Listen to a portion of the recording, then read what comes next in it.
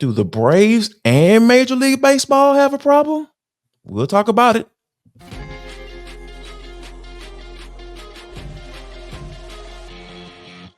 This is Locked On Sports Atlanta, and it's time for the Atlanta Baseball Party, only on Locked On Podcast Network. Your team every day. Welcome into the Atlanta Baseball Party, your home for the best Atlanta Braves baseball talk. It's local insight you can't get anywhere but right here at Locked On. I'm your host, Tenitra. Batiste. Alongside me are Jarvis, Davis, and Grant McAuley. Today's episode is brought to you by FanDuel. Make every moment more. Right now, new customers get $150 in bonus bets, guaranteed. That's $150, win or lose. Visit FanDuel.com/LockedOn to get started. The Atlanta Baseball Party is also part of the Locked On Podcast Network, your team every day. On today's show, we'll talk about keeping calm and pride so far this season and going deep. Then we'll get into a hot start and a bounce back in what's next. But first, we'll talk about one thing in baseball that's happening way too often. Jarvis, with the rash of pitcher injuries in Major League Baseball already this season, Gerritt Cole, Shane Bieber, and of course, Spencer Strider. Some have blamed it on the pitch clock. There are multiple explanations that are kind of floating around as to why this is happening, but why do you think it's happening? To be honest with you, I think it's a overall issue just with how baseball has become so specialized. I feel because like we're used to watching guys go 7, 8 innings, complete games. When the last time you heard of somebody pitching a complete game? Like that is like a non-existent stat. As many stats that have come into and analytics and they have come into play with Major League Baseball as of today, that's one stat that has gone away, and that's complete games. And I think that when you become so specialized, when you become so year round, when you become just from a training standpoint, I just feel like athletes of today, true enough, they're the best athletes we've probably ever seen in our lifetimes. However, I feel like there is a time where there is a little bit too much specialized training, and your body's not allowed to kind of like, even when going down to youth sports, your body's not allowed to. They're not even allowed to play other sports. They're playing baseball year round, and you have guys getting Tommy John surgery. Spencer Strider would have had it in college. Like, who would have thought that you would get that type of surgery in college? It's just the fact that these guys aren't allowed to their other body parts to kind of move in different ways, right? Because I feel like playing multiple sports in youth and in youth leagues, it allows your body to kind of get acclimated to all types of movements, right? Because we know each sport kind of brings on a different one. So I'm not sold on the whole pitch clock piece, because you're talking about what, 5 or 6 seconds quicker that you have to pitch the ball. I don't buy that, but I think it does have something to do with the specialization of sports now today that aren't allowing players and athletes and their bodies to kind of get used to all different types of movement, so they aren't being stretched too much when they are pitching or hitting or playing a totally different sport. Right. And you mentioned the whole uptick in what the focus is at such an early age, right? So these players are playing travel ball and they're being taught velo is the thing. So power is the thing. So it's not even, most of them don't even have 2 or 3 pitches that they can go to like pitchers used to have. It's just, you've got to pitch for power, you've got to pitch for velocity, and that's kind of where it starts and stops. And even in baseball, you can see, the uptick, the average velocity of a major league 4-seam fastball increased from 91.9 miles per hour. Now, this was in 2008 to 94.2 miles per hour last year. So it's been an uptick for a while, but I think we're starting to kind of see the ill effects of it now. Like you said, the MLBPA is focused on that pitch clock, right? They're saying, hey, less time between pitches means less time for pitchers' arms to recover. And you could give it a little bit of credence, but I think if you give it credence, that's only part of the issue. I think that it's that overuse of that pitcher's arm that is the problem from an early age. And if scouts maybe could focus more on the durability, focus more on the mechanics, and making sure that pitchers are really utilizing their arm the right way.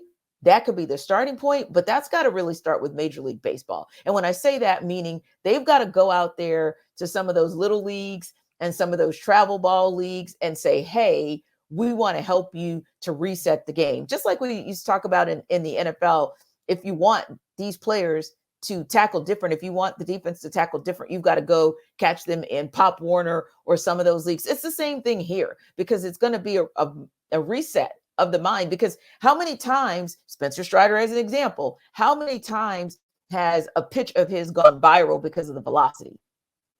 Yeah, I think you're onto something, and I will never forget. I was watching a special that was on Bally, and it had Tom Glavine was talking about how just pitchers of today. And he said he had an 86-mile-per-hour fastball, and he was, ended up going to the Hall of Fame. It kind of worked out for him. And when you think about that aspect of it right now, he wouldn't even be looked at in today's game if he was coming out.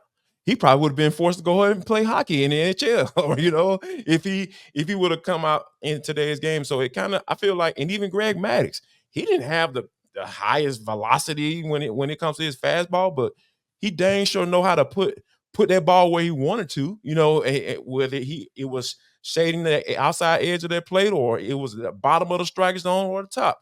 He was able to put that bad boy wherever he wanted to, and that was the thing that got hitters thinking, to the point where they didn't know where he was going with it, and it didn't matter how fast it was going. And I think that's an aspect of it too.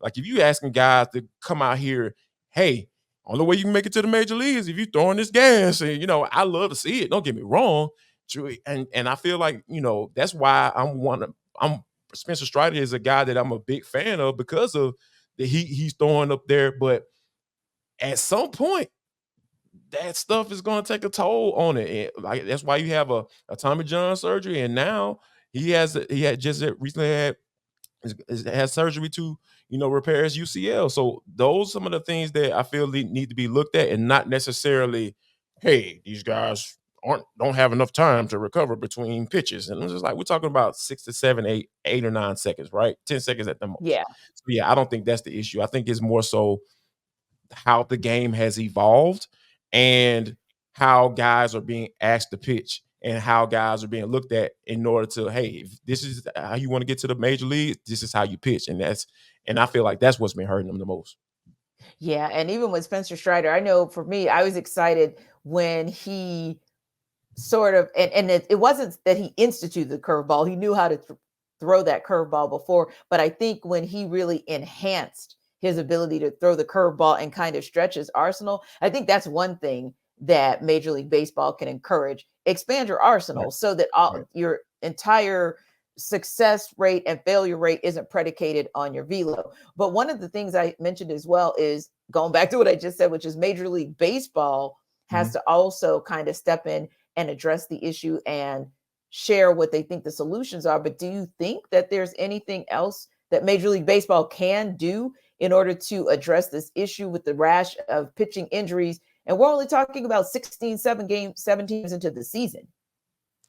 Well, I think that if we're talking about reversing the whole line of thinking as far as what we think is a good pitcher, or I feel like that's going to take a long time. So I don't know if there is a tangible thing that you could put into place to say, we're trying to fix this.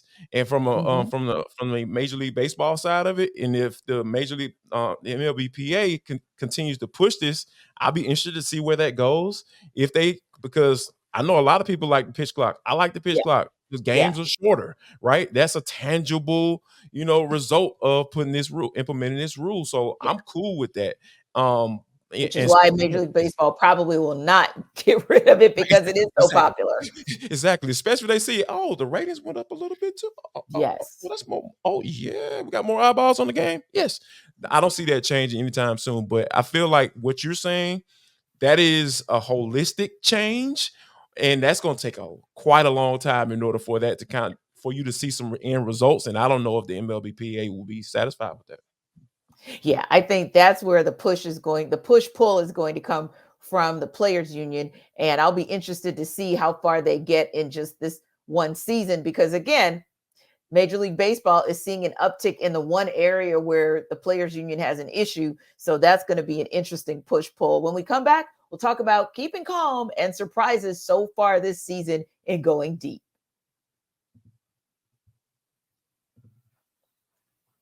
This episode of the Atlanta Baseball Party is brought to you by Prize Picks and Monopoly Go.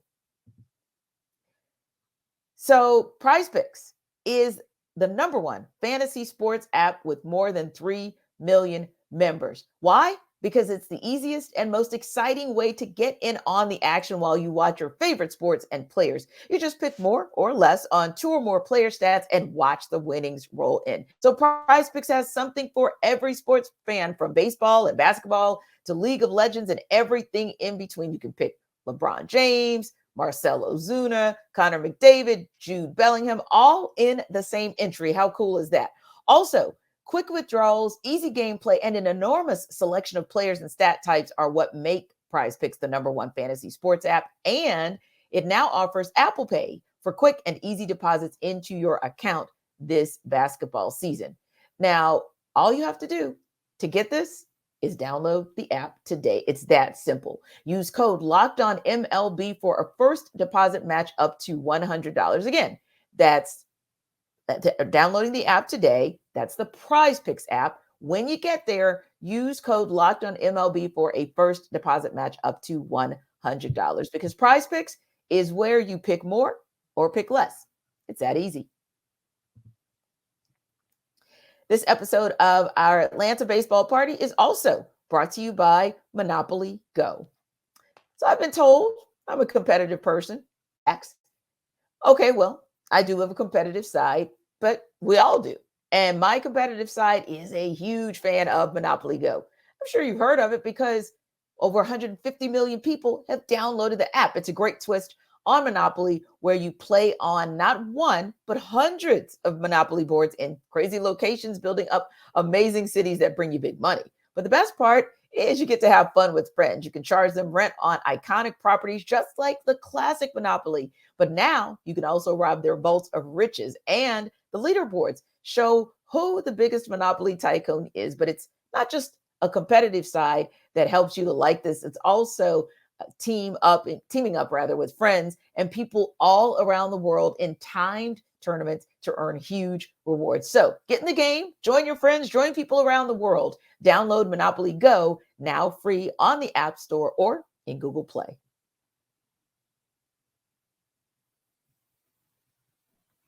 The Braves have had their fair share of injuries, with Spencer Strider being done for the year and Sean Murphy missing some time, and now Ozzie Albies is set to go on the IL. Grant, is it time for Braves country to panic? No, I won't say panic, because this is a team that is incredibly deep and incredibly talented. But this is, I don't know if alarming is the right word, but certainly disconcerting to see this trend of you lose your starting catcher on opening day, you lose your opening day pitcher after just 2 starts. He's done for the year. Now Ozzie Albies is going to miss a number of weeks thanks to a fractured big toe. This is just not the kinds of things that you've signed up for. But unfortunately, as Brian Snitker knows all too well, it's going to happen at some point. I know his phrase he always uses is, no one's immune to this. That includes us. They just got to figure out a way to get through it. And over the past few years, when injuries have cropped up, whether it was to Ozzie Albies, some of their starting pitchers, Ronald Acuna Jr., they've just had to find a way. They're going to have to do it again in 2024.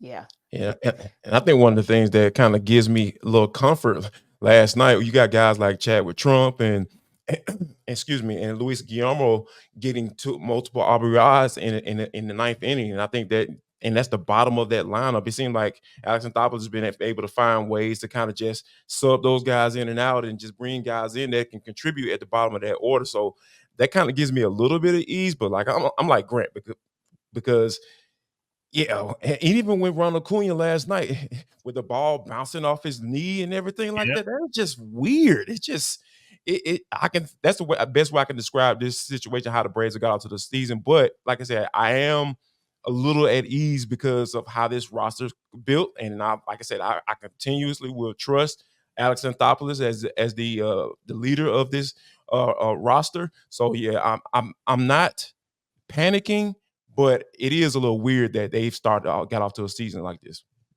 Yeah, I Yeah, mean, and I think yeah, go ahead, Grant. it's just something that happens, over the course of 162, and you just never get to pick when it is. But beyond just Alex Anthopoulos doing his job of building those layers of depth, there's a lot of accountability in that clubhouse as well. A lot of belief, player to player, that hey, if somebody goes down, nobody wants to see that, but you've got to go in and have that next man up mentality. And I think the Braves have really excelled at that in recent years as well. A lot in the pitching staff has been required in that regard. But having the right veteran guys, you're right, Jarvis, in the background. Maybe they're just called upon when they're needed, but able to make those contributions. And that, I think, is just another sign of a winning club, winning culture, well constructed roster, all of those things. I think the Braves check a lot of boxes. Indeed.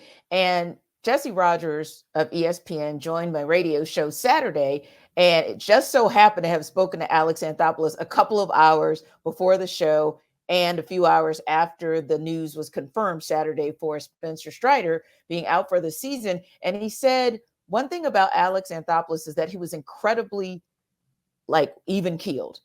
He was very confident. And I think, Grant, it goes back to what you just said. He was very confident in the team. He was very confident in the guys who were in the clubhouse. And he was really reflective on what that team has seen the past couple years and how you managed through those injuries. And another thing being that it's at the beginning of the season, maybe that works in the Braves' favor because we still haven't gotten to sort of that first mile marker of Memorial Day. And hopefully when you get to maybe that all-star break and as you close into August and the trade deadline, then you'll be in a situation where others have decided whether they're going to be buyers or sellers. Right. And then that can work in the Braves' favor as well. Now, Grant, there have been a couple of good things, a couple of big surprises that have started us off this season that also give us, as those who cover the Braves as well as Braves country, some hope. But who's been your biggest surprise this early in the season? I think that the early season surprise for me has to be just how good Reynaldo Lopez has been. I mean, it's not like he didn't have the arsenal, not like he didn't have the stuff, but when I saw the signing, and I talked about this on the Braves postcast on Tuesday after his third brilliant start in a row to open the year, I just kind of thought they were loading up the bullpen and trying to have the best group of relievers they could. Adding Reynaldo Lopez to that made a ton of sense because of the success he's had as a reliever after leaving the rotation with the White Sox. But he wanted that opportunity to start. The Braves thought, hey, maybe there's a little bit more value here. We'll go ahead and give him that chance. They got him stretched out in spring training, which is the time in which I think you would explore that kind of thing.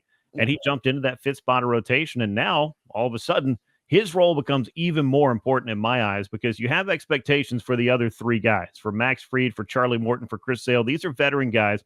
Not that Lopez isn't a veteran, but moving back into that rotation, answering those questions to himself, to the club, maybe to the rest of the league, showing what he's capable of. I think that's been a pretty nice surprise for the Braves thus far, and they need him to keep that up. And Grant, I think that also gives Brian Snitker a little bit more leverage and a little bit more leeway not to have to go to the arsenal that he has in AAA that may give a Bryce Elder a little bit more time to kind of get back to who Bryce Elder was, or some of the other guys who are up in Gwinnett. That's just one more pitcher, like you said, in the arsenal that gives the Braves the opportunity not to have to bring up a guy too soon. Jarvis? You know what? To be honest with you, I mean, I know we're going to talk about him a little bit later on in the show, but I have to mention Marcell Ozuna because the way he's been tearing the cover off the ball ever since after the first game of the season, he's had a hit in every game. So you have to take that into consideration and just the comfortability that he's at the plate. You see him not pressing, he's patient, and not really working himself, getting himself too worked up trying to get a hit, right? Because even last night when he got the hit, you kind of saw him look up like, oh, I got it. But he didn't show that at the plate, right? So not being too anxious at the plate, because we know the mental capabilities that you have to have, or the mental fortitude that you have to have when you're at the plate in Major League Baseball. So, yeah, I have to give him a quick shout out because it has been really cool to see how, given where he came from with the off the field issues to now, and the struggles that he had in between, it's just really cool to see, man. He's an easy guy to root for at this moment. Yeah, I like that one as a good call too. And like you said, we're going to go into Marcell Ozuna in the third segment, but I like that one as a call too, because It really is a good evolution. And Grant, I can think of a time last year where everyone was really like, Brian Snitker, Alex Anthopoulos, when are you going to get rid of this guy? And one thing I can say about Brian Snitker was he stood firm in his support of Marcell Ozuna. And then you start to hear the good stories coming out, like Michael Harris II talking about how Marcell Ozuna encouraged him. And you start to see, oh, okay, this guy does have more than just what he does on the field. He's helping this clubhouse off the field too. And sometimes we talk about trusting double A. Sometimes you might need to say, I trust Snit too, because that was a great call. He took a chance on him and it looks like it's paying off. And then I'm going to kind of backtrack myself from what I just said about going up to AAA Gwinnett. When we were doing our Atlanta sports party last week, Grant, we talked about the possibility of who might be called up. And I called out Darius Vines. And that was kind of a look like, oh, okay. And then the next day it was like, hey, Darius Vines is called up. And I thought that he had a nice outing in his first go, 1.93 ERA, 4 strikeouts. That's a pretty solid one too, just to give some encouragement of what can come out of Gwinnett when that time comes for Brian Snitker. Yeah, so that's not my only one, but I wanted to hear from you on him too. Sure, and they've got some options down there, and I think we will see Bryce Elder perhaps as soon as this weekend against the Rangers, but he had not started since April the 6th, though I don't think you wanted to go 10 or 12 or more days without, having a start to get yourself back on the mound and feel like, I've been out here recently. It's not getting used to it all over again against major league hitters. I think that's one of the things Alan Winans was working with and was working against him in his start against the New York Mets. But putting that aside, we saw Alan Winans, we saw Darius Vines, who I thought looked very good. And you just got to continue to make the most of these opportunities if you are these young pitchers to try to show what you're capable of, because we've seen them now here in April. I think we'll see some of these guys again, just based on the track record of how a 162 game season seems to go. You're going to use all of them, is what Brian Snitker said in his team meeting at the start of the year to all these pitchers. Say, be ready because there's going to be an opportunity here. But yeah, I think we will see Bryce Elder and their top prospects we haven't even talked about yet. AJ Smith-Shawver and Hurston Waldrop. Those are a couple others to keep in mind. Then you got Huascar Ynoa and Ian Anderson coming back from injury. So there's a lot of depth here. Yeah. And I love that you mentioned that as well, because I said when it comes to Hurston Waldrop and coming from AA, like you don't necessarily see pitchers make that leap. I felt like maybe that's a little bit easier of a leap for Michael Harris II because of the position he plays, but you just go with somebody that's as good of a prospect as him. I'm going to throw a little bit of a wrench at you guys, or a little bit of a shocker at you guys, but I promise I am going to qualify it. And the biggest surprise for me is Ronald Acuna Jr. But like I said, I'm going to qualify that because, he kind of got out to a little bit of a slow start with the 286 average, no home runs so far, 5 RBI. But here's the thing. You can chalk that up to him having to exit spring training early. This is sort of like his spring training buildup, and you're starting to see him slowly but surely get back to the Ronald Acuna Jr. that we know and love. But I wanted to point out something as well, as far as like the hits and particularly the home runs. It's not just him. Like the home runs are down across all of Major League Baseball. So when you compare kind of where MLB was at this time last year versus where it is now, you had 422 home runs, right? And through 203 games this year. And the rate is 2.08 per game as far as home runs go. Last year, 490 by this time and a 2.37 rates. A few more games, 207. But when you look at that decrease of 12% across the entirety of Major League Baseball, you really can't get that upset and that concerned or panicky. And it's also Ronald Acuna Jr. Yeah. I'm never going to panic. This is a guy that, the talent's there and an off year. Yes. I mean, like when we talk about what a slump is for Ronald Acuna Jr. or what not reaching his lofty standards are, it's pretty wild because he's still leading the club in runs scored. He's on basing at about a 400 clip. He is leading Major League Baseball, or tied for the Major League Baseball lead in steals. Those home runs are going to come. And that exit velocity has started to pick up over the past week and a half as well. When he starts hitting the ball hard, he'll make that little launch degree or launch angle adjustment, couple of degrees here or there. We're going to start seeing those home runs for sure. But as far as the baseballs go, I'm always curious when we see a change year over year, when the first article about what Major League Baseball is doing differently with manufacturing or storing its baseballs, because I just feel like it's coming. And the bigger the sample size gets, if there's a variance that's that big, and not just for the Braves, but for others, and it could be the weather, let me throw that out there, I just can't Oh, wait yeah. for these Yeah. articles to come out because there are astrophysicists, I know, I've seen them, that study these baseballs and the effects of what changes they make with the stitches and all kinds of other things. And to be Indeed. honest with you, to add to what you're saying, Grant, the whole Ronald Acuna piece, like last night, I'm encouraged because he just a half a hairline of a second too quick on that ball last night, but that bad boy was out of there so quick and so fast. And that exit velo, like you said, is picking up. And I'm thinking he's starting to see the ball because at, great hitters, they have to get into a rhythm, their routine, they have to get a certain amount of at bats before they start really seeing the ball like they really want to be able to.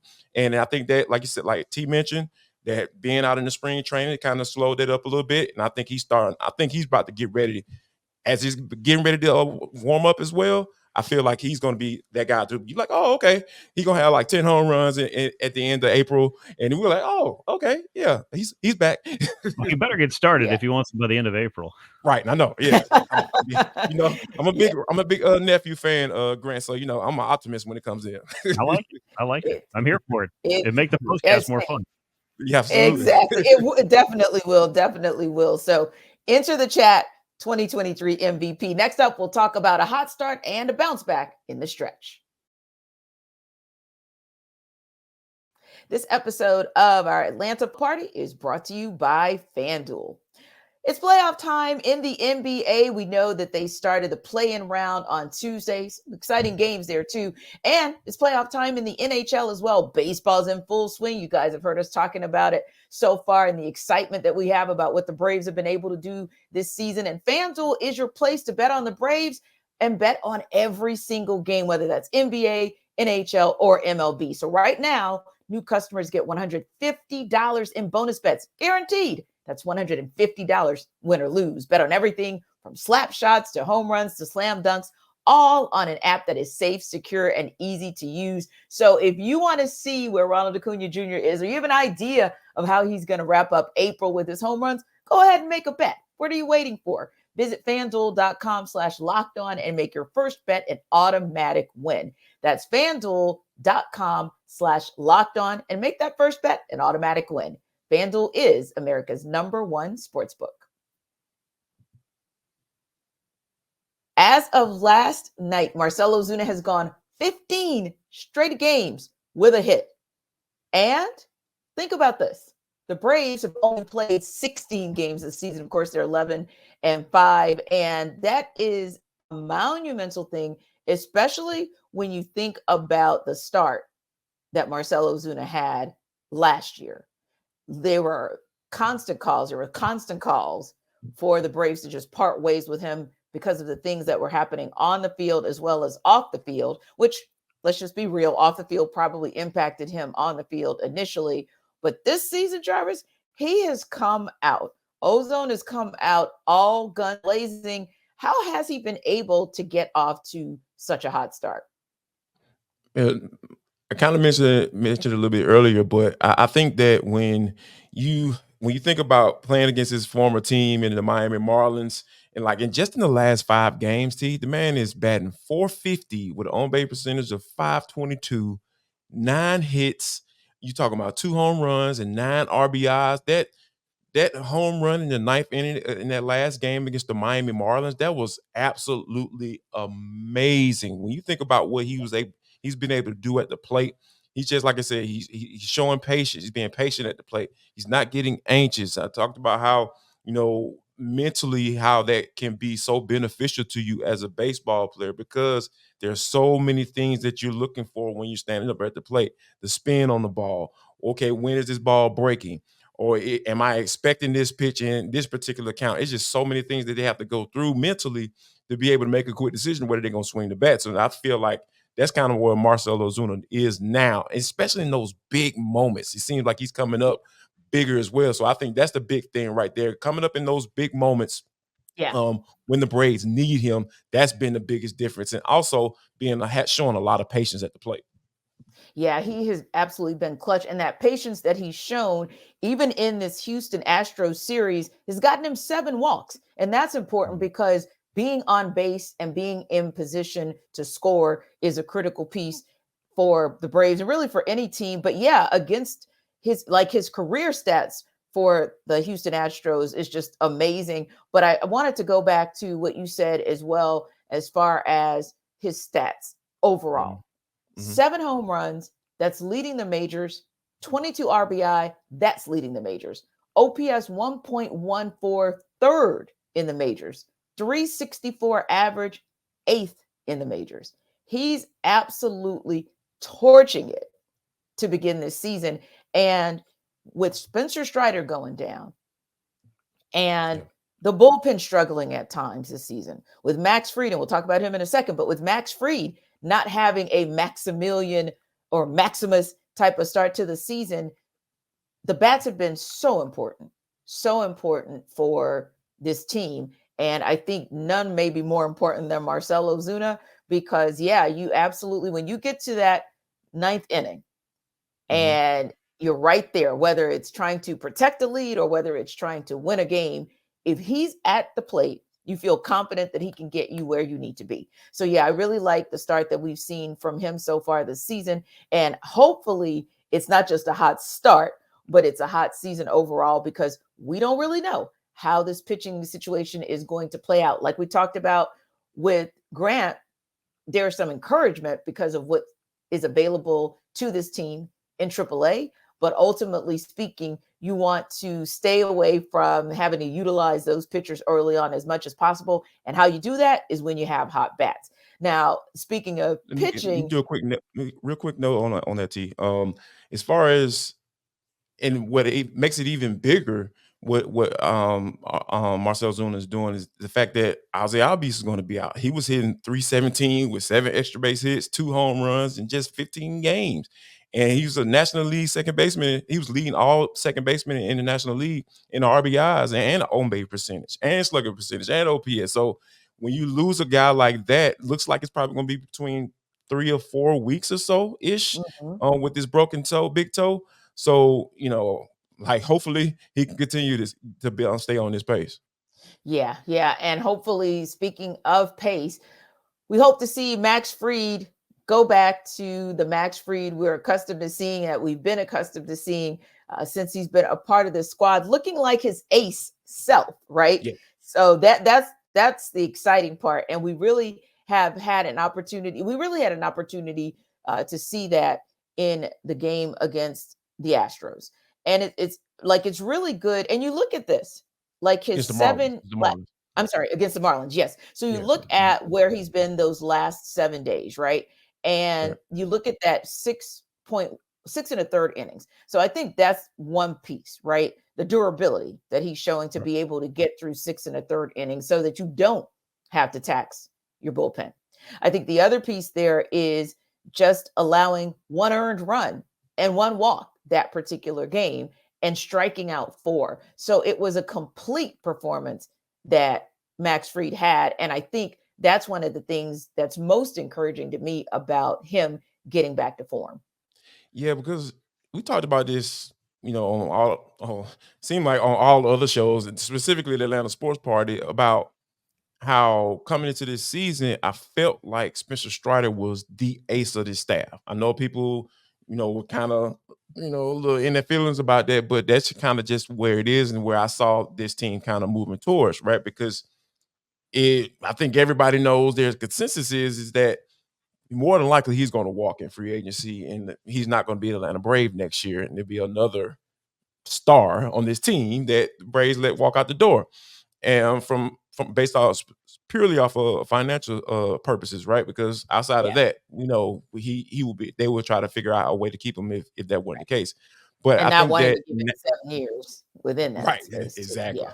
exactly. So when you have Spencer Strider go down, it's like, hey, big head, come on back and be the ace of this staff and hold us down because we need you, now. So I think this is something, and also you got to think about this too, T.